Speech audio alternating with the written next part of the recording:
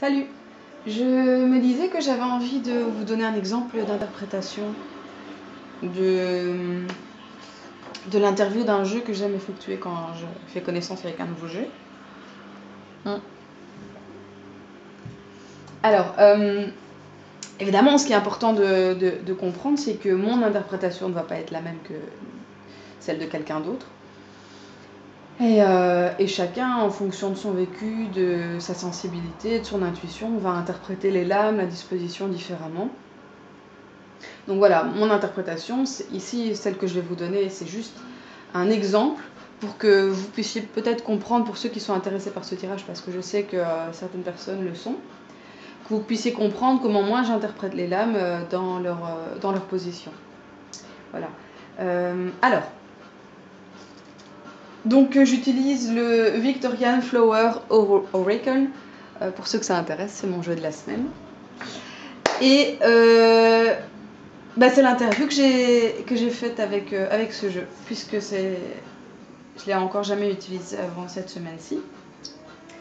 Alors, donc la question que j'aime poser au jeu avant de faire ce tirage, c'est: que peux-tu me dire sur toi et sur la nature de notre relation? Alors, donc vous avez vu peut-être ma précédente vidéo sur ce tirage-là où j'explique la disposition des lames. Donc la première position, c'est celle-ci, et la question est: quelle est ta caractéristique la plus importante? Alors, dans cette position, moi j'ai tiré la violette, qui symbolise, selon cet oracle, un abri ou une retraite, comme c'est écrit en dessous. Hop, voilà. Alors pour moi, ça signifie: ne m'utilise pas avec d'autres jeux, j'aime être seule. Puisqu'en fait, cette lame décrit... l'énergie de cette lame, c'est se sentir qu'on voudrait être seul, qu'on voudrait être seul dans son coin, protégé de l'extérieur, et plutôt un moment solitaire. Donc pour moi, je comprends que le jeu me dit de ne pas l'utiliser avec d'autres jeux, comme j'aime le faire de temps en temps. J'aime utiliser les jeux, les oracles, les tarots en association. Celui-là, non. D'après ce qu'il me dit là. On verra, peut-être que je vais le faire quand même et que je vais voir justement quel va être le résultat en association avec d'autres jeux. Alors, la deuxième position, c'est celle-ci, et la question est: quelles sont tes forces?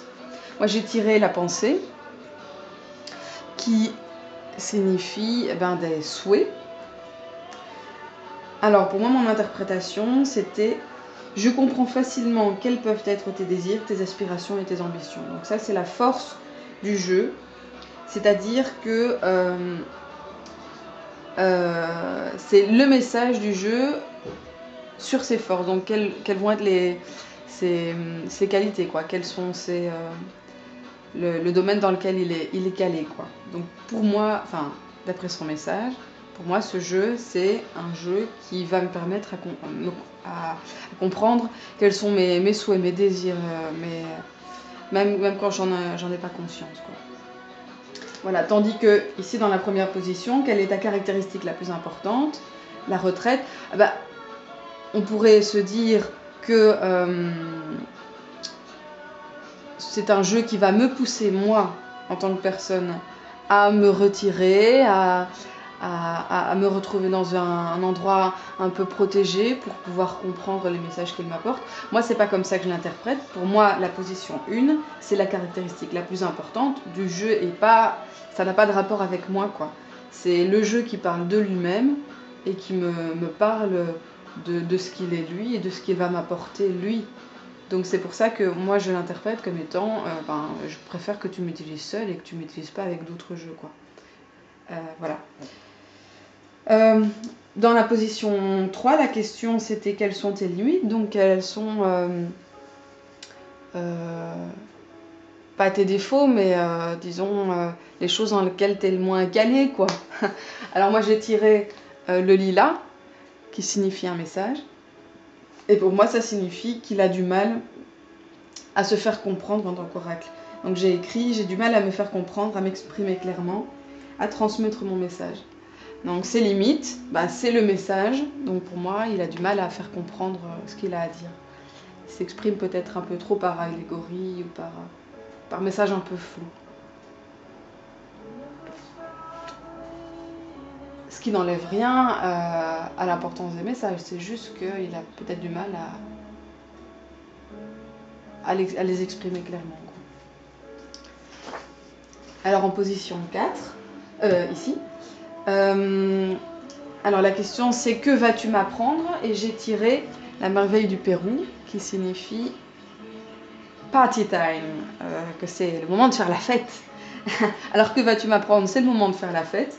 Pour moi ça signifie qu'il me dit il y a de la joie à avoir dans toute situation et toute situation doit être célébrée pour ce qu'elle est. Donc pour moi ce qui va m'apprendre ce jeu c'est que peut-être les choses ne doivent pas être prises de manière aussi sérieuse que je pourrais le penser à prime abord et que malgré les situations peut-être un peu difficiles, qu'il faut voir le côté positif et que il y a du bon en tout, quoi, qu'il y a de la matière à célébrer dans toute situation et que même les situations difficiles, négatives, doivent être célébrées pour ce qu'elles sont, négatives et difficiles, parce qu'elles m'apprennent des choses et qu'elles me permettent de passer à un autre état, une autre situation. Et peut-être de me dépasser moi-même aussi. Voilà, et de ne pas craindre les choses un peu difficiles. Alors, en position 5, ici, la question c'est quelle est l'issue potentielle de notre relation.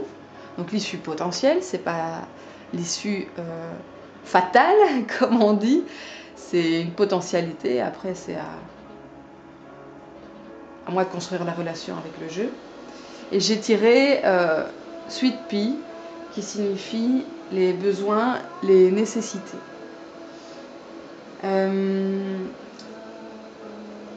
Alors moi ici c'est une carte que je trouve intéressante parce que c'est une carte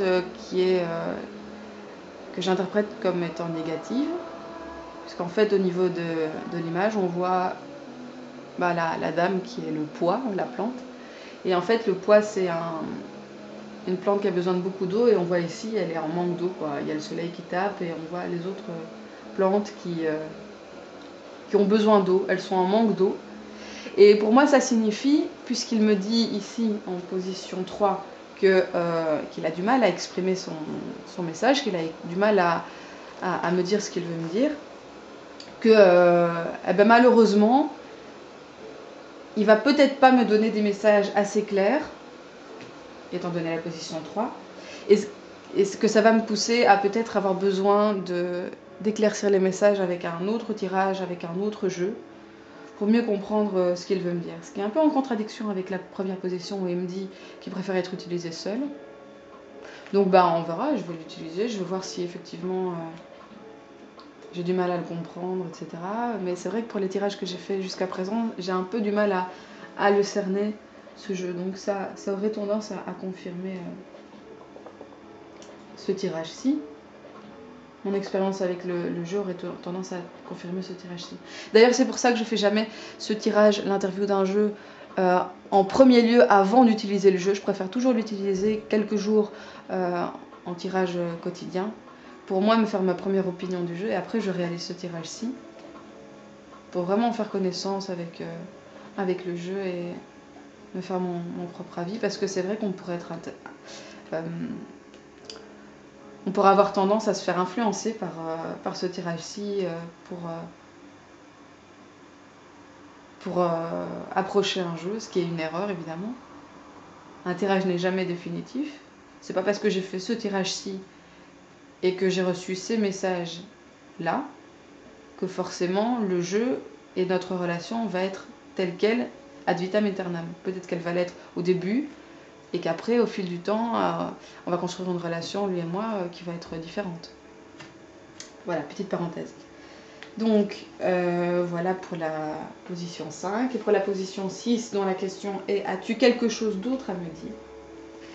Et j'ai tiré le marché de fleurs, qui symbolise la compétition. Alors pour moi, je l'ai compris comme étant, sur l'image, on peut voir qu'il y a beaucoup de fleurs sur le marché et que l'acheteur, je suis dans la position de l'acheteur et je dois choisir parmi toutes les fleurs. Alors ceux qui me connaissent savent que j'ai énormément de jeux. Enfin énormément, c'est relatif. Moi je trouve que j'en ai pas tant que ça. Mais c'est vrai que j'en ai beaucoup, j'en ai à peu près 150. Et pour moi le message de l'oracle dans cette position c'est tu as beaucoup de jeux à ta disposition et je sens que je vais être en compétition avec eux pour que tu m'utilises. Et c'est vrai que j'utilise un jeu par semaine et donc forcément j'utilise pas tous les jeux tout le temps quoi. Puisque j'en ai beaucoup. Donc c'est le jeu que je vais utiliser cette semaine et peut-être que je vais plus l'utiliser avant quelques mois. Voilà, moi c'est ce que je comprends du message de cette lame. Voilà, donc c'est un exemple d'interprétation du tirage. Donc pour moi l'interview d'un jeu c'est le principe c'est que le jeu me parle évidemment, le jeu n'a pas de personnalité propre, ça je le sais très bien.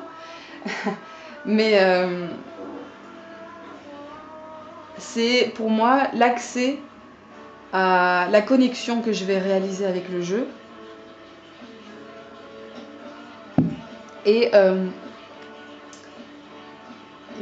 me permet de comprendre un peu mieux la relation que j'ai et que je vais avoir avec le jeu, qui n'est évidemment pas une relation ad vitam aeternam, puisque tout se construit, tout évolue. Voilà. C'est tout ce que je voulais dire. J'espère que ça vous sera utile, un petit exemple de tirage. Comme je vous le disais, c'est juste un exemple, c'est mon interprétation. Demain, peut-être que je vais tirer une de ces lames-là et que je ne vais pas du tout avoir le même message, la même intuition concernant la lame. Ça dépend évidemment de l'énergie du moment, de la situation, de la question et aussi des lames environnantes. Voilà. Salut!